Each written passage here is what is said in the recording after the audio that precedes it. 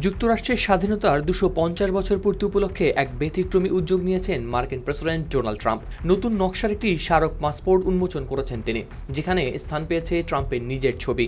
শুক্রবার নিজের সামাজিক যোগাযোগ মাধ্যম ট্রুথ সোশ্যালে নতুন পাসপোর্টের নমুনা প্রকাশ করেন ট্রাম্প। ছবির সঙ্গে ট্রাম্প লেখেন, যুক্তরাষ্ট্রের নতুন পাসপোর্ট, স্বাগত, তবে ভদ্রভাবে থাকুন। নতুন এই পাসপোর্টের বিশেষ আকর্ষণ হলো এতে ট্রাম্পের গম্ভীর মুখাবয়বের একটি বড় ছবি এবং তার স্বাক্ষর যুক্ত করা হয়েছে।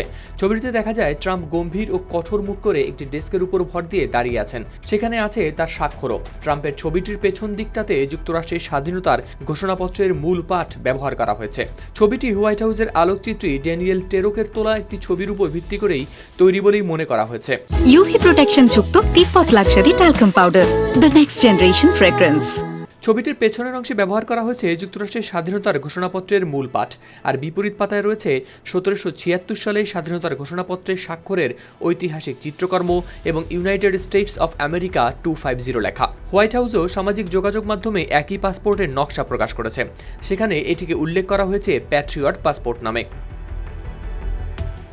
এর আগে মার্কিন পররাষ্ট্র দপ্তর জানিয়েছিল আগামী ৬ জুলাই থেকে সীমিত সংখ্যায় এই বিশেষ সংস্করণের পাসপোর্ট বিতরণ করা হবে।